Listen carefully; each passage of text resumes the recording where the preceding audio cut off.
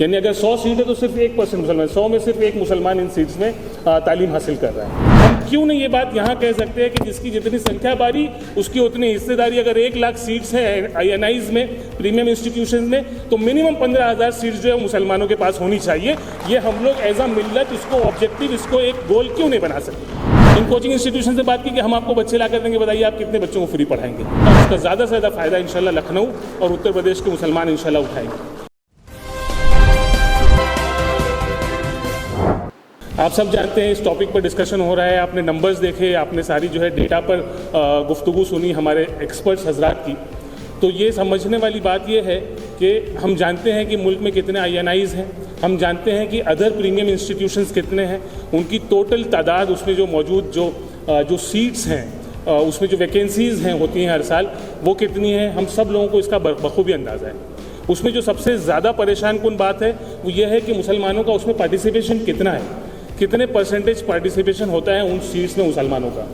तो चूँकि अगर मुसलमान जो है आप उस डेटा को डिटेल्ड एनालिसिस करने की कोशिश करें तो वो तकरीबन 1% के लगभग जो है ये पार्टिसिपेशन है मुसलमानों का। यानी अगर 100 सीट है तो सिर्फ 1% मुसलमान, 100 में सिर्फ एक मुसलमान इन सीट्स में तालीम हासिल कर रहा है। ओवरऑल ग्रेजुएशन का नंबर्स बताएं, मेरे ख्याल से कमर साहब ने जो है वो नंबर्स बताएं, तकरीबन 4.5-5% है जो ग्रेजुएशन में मुसलमानों का पार्टिसिपेशन है। तो जब तक ये दोनों पार्टिसिपेशन को इंक्रीज़ नहीं किया जाएगा तब तक हम लोग अमूमी तौर पर कोई तरक्की या कोई कामयाबी के बारे में सोच ही नहीं सकते, क्योंकि यही वो इंस्टीट्यूशंस हैं जिसके फारिगीन जो हैं वो इस देश को, इस मुल्क को चलाने का काम करते हैं, सोसाइटी को इन्फ्लुएंस करने का काम करते हैं और एक्चुअल लीडरशिप पैदा करने का काम या एक्चुअल लीडरशिप जो करने का जो काम है वो इन्हीं इंस्टीट्यूशन से निकले हुए हजरात करते हैं। यही वो लोग होते हैं जो कुछ बड़ा हो रहा है मुल्क में, पूरी दुनिया में, यही लोग होते हैं जो करते हैं। और जब तक हम इस कैटेगरी में अपनी शमूलियत नहीं करा पाएंगे तब तक हम मजदूर रहेंगे, पसमानदा रहेंगे, गरीब रहेंगे और बेकस व बेबस और मजबूर रहेंगे। तो अगर हम चाहते हैं कि हम पूरी मिल्लत की इन उमूमी हालात को सुधारने की कोशिश करें तो कहीं ना कहीं हम लोगों को अपने best of the best minds को इन इंस्टीट्यूशंस तक पहुंचाना पड़ेगा, इन इंस्टीट्यूशंस में अपनी हिस्सेदारी को क्लेम करना पड़ेगा। लोकसभा इलेक्शन का दौर है, हज़रत मौलाना आमिर रशादी साहब यहाँ बैठे हुए हैं। हम लोग आम तौर पर ये जुमला सुनते हैं हर जगह पर कि जिसकी जितनी संख्या भारी उसकी उतनी हिस्सेदारी। ये फ्रेज़, ये जुमला सिर्फ पॉलिटिकल मीटिंग्स में या पॉलिटिकल पर्सपेक्टिव में सुनाई देता है या उस सिलसिले में बोला जाता है और कहा जाता है। हम क्यों नहीं ये बात यहाँ कह सकते हैं कि जिसकी जितनी संख्या बारी उसकी उतनी हिस्सेदारी। अगर 1 लाख सीट्स हैं INIs में, प्रीमियम इंस्टीट्यूशन में, तो मिनिमम 15,000 सीट्स जो है मुसलमानों के पास होनी चाहिए। ये हम लोग एज अ मिल्लत इसको ऑब्जेक्टिव, इसको एक गोल क्यों नहीं बना सकते। हम सब लोग मिलकर ये क्यों नहीं तय कर सकते हैं कि ये जो 15,000 सीटों को एक्वायर करने का मैकेनिज्म है, इसको डेवलप करने में जो कुछ भी ज़रूरत होगी, अगर हम लोगों को अपनी ज़िंदगियाँ लगानी पड़ेंगी तो भी हम लगाएंगे। ये हम लोगों को मिलकर कहीं ना कहीं तय करना होगा। इस हॉल में अल्हम्दुलिल्लाह उस तरह के लोग बैठे हैं कि जो चाह लें तो कम से कम यूपी की तो सूरत हाल बदल सकते हैं। और मैं समझता हूँ अगर उत्तर प्रदेश की सूरत हाल बदली जाए, मुसलमानों की मौजूदा सूरत हाल है उसके पस मंज़र में, अगर यूपी के मुसलमानों की सूरत हाल को बदल दिया जाए तो पूरे हिंदुस्तान के मुसलमानों की सूरत हाल बदल जाएगी एक ही दिन में।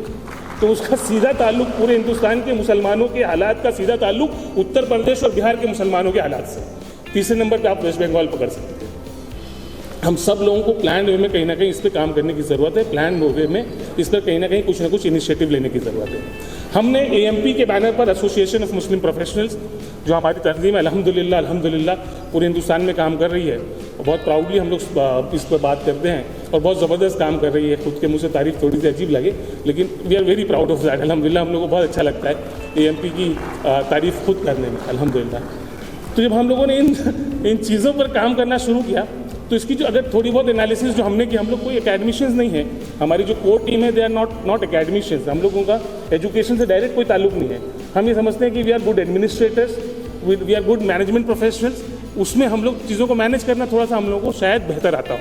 तो हमने जब एनालाइज़ किया तो 2-3 चीज़ें जो हम लोगों को समझ में आई वो ये है कि इन सब चीज़ों को ठीक करने के लिए सबसे पहला काम ये होगा कि अवेयरनेस पर काम करना होगा, गाइडेंस पर काम करना होगा। कम्युनिटी को मालूम ही नहीं है, आधी से ज़्यादा मिल्लत को जो है ये मालूम ही नहीं कि ये सारी चीज़ें दुनिया में हैं, तो उस तक पहुंचने का एस्पिरेशन तो फिर बहुत दूर की बात है। तो इस पर काम करना होगा। दूसरा काम मुझे लगता है कि एक्सेस टू एजुकेशन प्रोवाइड करना होगा। जहाँ पर हम रहते हैं, जहाँ हम बसते हैं, वहाँ पर एक्सेस ही नहीं है, एजुकेशनल इंस्टीट्यूशंस मौजूद ही नहीं है, तो हम लोग कैसे पढ़ाई करेंगे? कोई बताने समझाने वाला मौजूद ही नहीं है। हमारे बहुत सारे साथी यहाँ पर बस्ती से भाई बैठे हैं, सिद्धार्थ नगर से लोग हैं, अमेठी से हैं, जगदीशपुर से, बहुत सारी जगह के लोग बैठे हैं।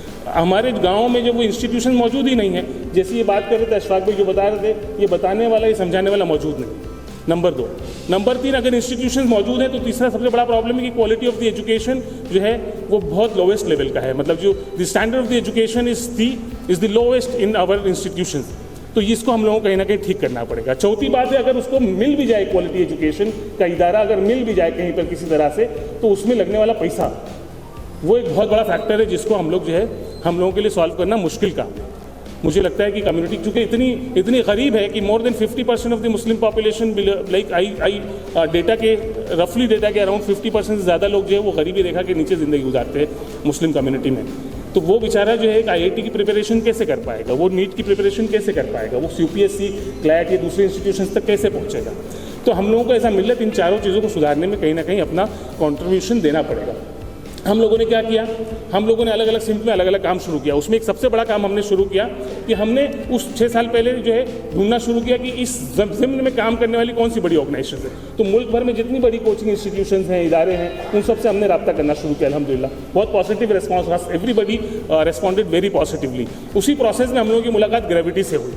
तो जब ग्रेविटी का रिजल्ट देखा तो हम लोग यानी कि हैरत ज़दा रह गए अल्हम्दुलिल्लाह कि व्हाट अ वंडरफुल रिजल्ट, कितना ज़बरदस्त रिजल्ट जो है ये लोग दे रहे हैं और कितने ज़बरदस्त तरीके से ये लोग पढ़ा रहे हैं और कितना ज़बरदस्त विजन जो है अशफाक भाई का, उनकी पूरी टीम का है अल्हम्दुलिल्लाह। जब उनसे बात हुई तो ये भी समझ में आया कि आगे की कितने ज़बरदस्त प्लान्स हैं। तो हम लोगों ने ये तय किया कि ठीक है, इन सब लोगों को इकट्ठा किया जाए। इन तमाम इंस्टीट्यूशंस को हम लोगों ने इकट्ठा एक जगह जमा किया, जो मुझे लगता है वो भी अपने आप में एक करामत है कि तमाम एजुकेशनल इंस्टीट्यूशन, जो कोचिंग इंस्टीट्यूशन, इनको हम लोगों ने एक प्लेटफॉर्म पर लाया और सबको कहा कि मिलकर साथ काम करेंगे अल्हम्दुलिल्लाह। और ये पॉजिटिवली फर्स्ट मीटिंग से ये बात हो गई कि नहीं ठीक है, it is very good initiative and we should do that. उसके बाद हम लोगों ने नेशनल टैलेंट सर्च के नाम से कॉम्पिटिशन लॉन्च किया और हमने ये तय किया कि मुल्क भर में जो एटलीस्ट जो हमारे बेहतरीन स्टूडेंट्स हैं उनको तलाशा जाए, उनको आइडेंटिफाई किया जाए और उनको इन कोचिंग इंस्टीट्यूशन से कनेक्ट किया जाए। इन कोचिंग इंस्टीट्यूशन से बात की कि हम आपको बच्चे ला कर देंगे, बताइए आप कितने बच्चों को फ्री पढ़ाएंगे। सबने अपने अपने तौर पर, किसी ने 100 सीट दी, ग्रेविटी ने 200 सीट दी, शाहीन ने दी, MS ने दी, बहुत सारे इंस्टीट्यूशन से सब लोगों ने हम लोगों को ऑफर की।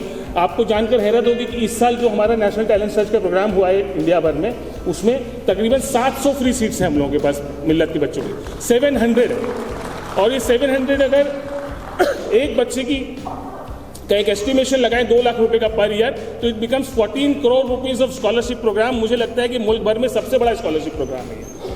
हम लोगों को ये 700 लोगों को ढूंढना बहुत चैलेंज है।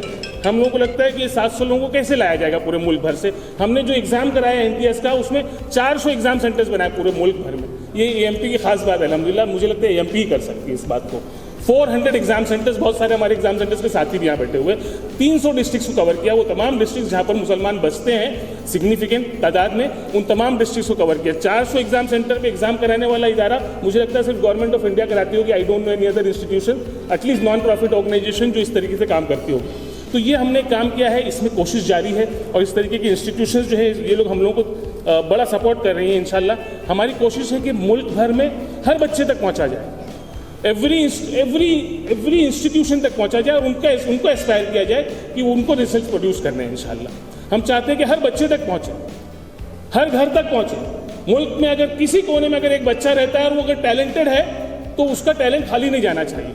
अगर हम सब लोगों ने मिलकर ये तय किया कि उस टैलेंटेड बच्चे को कहीं ना कहीं हम प्लेस करा पाएंगे, तो आप यकीन मानिए 10 से 15 साल is enough to change everything in the community. इंशाल्लाह सिर्फ 10 से 15 सालों में पूरी की पूरी तस्वीर, पूरी जो है ना जो सूरत हाल है, उसको हम सब लोग मिलकर इंशाल्लाह तब्दील कर सकते हैं। इसी तरह हम लोगों ने बहुत सारे इनिशिएटिव्स किए, खासतौर पर ग्रेविटी के साथ मिलकर, चूँकि ग्रेविटी के साथ बड़ा हमारा एक टाइप काफ़ी अच्छा रहा है, मतलब अब तक का जो सफ़र है माशाल्लाह बहुत शानदार रहा है। तो हम लोगों ने हाइब्रिड लर्निंग सेंटर्स की शुरुआत की कि एक जगह से यहाँ से सेंट्रली पढ़ाया जाएगा और रूरल इंडिया में जहाँ पर ये टीचर्स नहीं पहुँच सकते, जहाँ पर मुश्किल हालात हैं, वहाँ पर ऑनलाइन एजुकेशन यानी हाइब्रिड क्लासरूम वहाँ होगी और वहीं एक सेंट्रल लोकेशन से पढ़ाया जाएगा। बहुत अच्छा उसकी शुरुआत चल रही है। क्रैश कोर्सेज शुरू किए, ऑनलाइन सेंटर शुरू किए माशाल्लाह। अभी तकरीबन 60 ऐसे कॉलेजेस हैं जहाँ पर ये हमारे हाइब्रिड लर्निंग सेंटर्स चल रहे हैं। इसका अगला स्टेप ये है कि हमने तय किया कि कहीं ना कहीं जो रेजिडेंशियल कैंपसेस हैं उसको शुरू करना पड़ेगा। जो रिजल्ट ये बता रहे थे, एक बहुत अच्छी ऑर्गेनाइजेशन है उनके साथ काम करके जो है अशफाक भाई का वो रिजल्ट है माशाल्लाह ग्रेविटी का। हम चाहते हैं उसी तरह के रिजल्ट्स मुस्लिम इंस्टीट्यूशंस के साथ टाई अप करके भी लाए जाएँ और मुल्क भर में इस तरह के कैंपसेस बनाए जाएँ इंशाल्लाह, जिसकी शुरुआत आज हम सब लोग मिलकर यहाँ पर बैठे हैं। आप सब लोगों की शमूलियत, आप लोगों की दुआएं, आपकी शामिल होने की बरकत और इन मुअज़्ज़िज़ मेहमानान की शामिल होने की बरकत से इंशाल्लाह मुझे लगता है कि वो ये सिलसिला भी बहुत कामयाब होगा। हमने जब ये ग्रेविटी जो ये रेजिडेंशियल कैंपसेस के लिए बात करनी शुरू की तो मैं सबसे ज़्यादा शुक्रिया अदा करना चाहता हूँ करामत हुसैन डिग्री कॉलेज का। उनके ज़िम्मेदार जो है नवेद साहब, मेरी मुलाकात अभी तक नहीं हो पाई उनसे, आज मिलना था शायद इसके बाद मुलाकात हो। जिस तरह उन्होंने जो है फौरी तौर पर हाँ कही, फौरी तौर पर जो है इस काम को करने के लिए आ गया है, मैं उनको बहुत बहुत मुबारकबाद और शुक्रिया अदा करना चाहता हूँ कि उन्होंने एक बहुत ही मुस्तहसन इक़दाम किया है, फ़ैसला किया। और मुझे लगता है कि इंशाअल्लाह ये जो आज उन्होंने एक छोटा सा फ़ैसला किया है वो जो है एक बहुत बड़ी जो है तब्दीली इंशाअल्लाह मिल्लत में लाएगा और उसका ज़्यादा से ज़्यादा फ़ायदा इंशाअल्लाह लखनऊ और उत्तर प्रदेश के मुसलमान इंशाअल्लाह उठाएंगे। इसी के साथ साथ हमारी कोशिश है कि बॉयज़ कैंपस भी यहीं पर शुरू किया जाए। बॉयज़ कैंपस के लिए भी जो है almost everything is ready. Technically कुछ बातें फाइनल करना पार्टनर्स के साथ बाकी, इसलिए हम उनका नाम अनाउंस नहीं कर रहे हैं, लेकिन इंशाल्लाह 1-2 दिन में वो नाम भी अनाउंस होगा और इस साल इंशाल्लाह लखनऊ शहर से ये दोनों शुरुआत कर रहे हैं। हम कोशिश में हैं कि इसी तरह का रेजिडेंशियल कैंपस, कोशिश में है कि इसी साल जो है शहर बम्बई या उसके अतराफ़ में भी कहीं पर शुरू किया जाए, ताकि ये जो एक बहुत अच्छा काम यहाँ पर ग्रेविटी के नाम से अशफाक भाई कर रहे हैं वो जो है पूरे मुल्क में इंशाल्लाह हम लोग पहुँचा पाएंगे। आखिरी बात आप लोगों से ये करना चाहूँगा कि आप सब लोगों ने सब कुछ देखा, सारी बातें सुनी हैं। अब इस सिमत में जो हज़रात यहाँ स्टेज पर बैठे हैं, जो सीनियर हज़रात यहाँ पर हैं, आप सब लोगों की बहुत स्ट्रॉन्ग सरपरस्ती की ज़रूरत है।